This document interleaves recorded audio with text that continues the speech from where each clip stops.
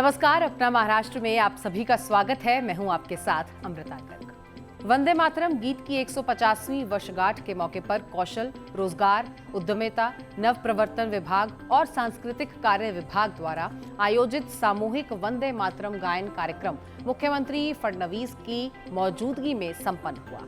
जाति, पंथ, धर्म और भाषा के भेद को भुलाकर स्वतंत्रता संग्राम में सभी ने वंदे मातरम गीत गाया था। वंदे मातरम स्वतंत्रता संग्राम का मूल मंत्र था और क्रांतिकारियों का नारा भी इसी से बना था। अब विश्व को मार्गदर्शन देने वाले भारत के निर्माण के लिए देशभक्ति और एकता आवश्यक है और उसी एकता को वंदे मातरम गीत के शब्दों ने ताकत दी थी।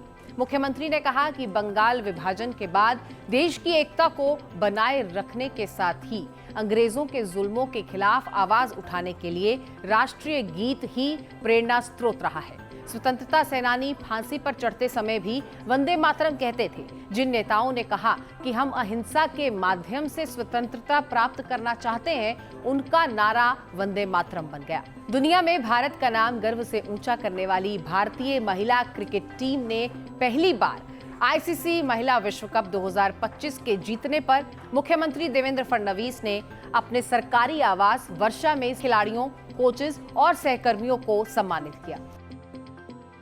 मुख्यमंत्री देवेंद्र फडणवीस ने महिला क्रिकेट टीम की उपकप्तान स्मृति मंधाना, जेमिमा रोड्रिग्स और राधा यादव को सम्मानित किया, जबकि कोच अमोल मजुमदार को और उनके सभी सहयोगियों को एक स्मृति चिन्ह दिया गया।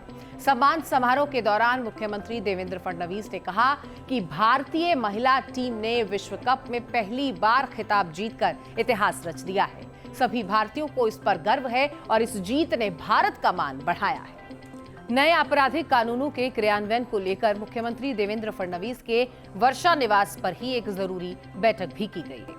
आपराधिक कानूनों को हर तरह से लागू करने की बात रखते हुए सीएम देवेंद्र फडणवीस ने कहा कि कानून का सख्ती से पालन होना चाहिए और हमें ये सुनिश्चित करना है कि महाराष्ट्र इस मामले में सबसे आगे रहे।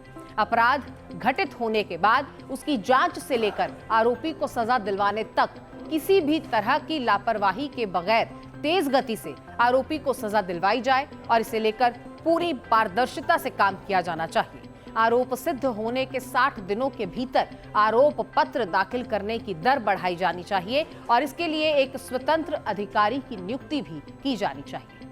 Maharashtra Starlink satellite communication private limited के साथ साझेदारी करने वाला भारत का पहला राज्य बन गया है और मुख्यमंत्री देवेंद्र फडणवीस की मौजूदगी में सूचना प्रौद्योगिकी विभाग ने स्टारलिंक कंपनी के साथ समझौता ज्ञापन पर हस्ताक्षर किए हैं। सीएम फडणवीस ने इस समझौते का स्वागत करते हुए कहा कि अब राज्य के दूर दराज और वंचित इलाकों तक सैटेलाइट पर आधारित इंटरनेट सेवाओं का विस्तार करने का मार्ग और भी ज्यादा प्रशस्त हो गया है और ये ऐतिहासिक कदम डिजिटल महाराष्ट्र को सबल बनाने का काम करने के साथ ही आम जनमानस के जीवन को आसान बनाने का काम करेगा। हर स्कूल, हर स्वास्थ्य केंद्र और हर गांव, चाहे वो कितना भी दूर क्यों ना हो, अब डिजिटल रूप से जुड़ा होगा। ये साझेदारी एक भविष्य के लिए तैयार और पूरी तरह से कनेक्टेड महाराष्ट्र के निर्माण के प्रति हमारी प्रतिबद्धता का प्रतीक है। मुख्यमंत्री देवेंद्र फडणवीस ने गढ़चिरौली में स्वास्थ्य सेवाओं को जारी रखते हुए अहेरी में 100 बेड्स वाले वुमेन एंड चाइल्ड हॉस्पिटल का और सिरोचा में Ruby hospital and wellness private limited के 350 बेड्स वाले आधुनिक अस्पताल का उद्घाटन किया। इस मौके पर मुख्यमंत्री ने विश्वास व्यक्त किया कि गढ़चिरौली का स्वरूप तेजी से बदल रहा है और औद्योगिकीकरण के साथ साथ स्वास्थ्य के क्षेत्र में भी क्रांति आ रही है। इसके परिणाम स्वरूप दक्षिण गढ़चिरौली में विश्व स्तरीय स्वास्थ्य सेवाएं उपलब्ध होंगी। मरीजों को इलाज के लिए नागपुर, पुणे या मुंबई जाने की जरूरत नहीं पड़ेगी।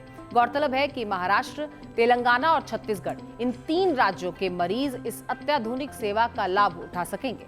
महात्मा फुले जन आरोग्य योजना के तहत अब इस अस्पताल में 2400 बीमारियों का निःशुल्क इलाज किया जाएगा। अपना महाराष्ट्र में फिर मिलेंगे, तब तक के लिए इजाजत दीजिए। नमस्कार।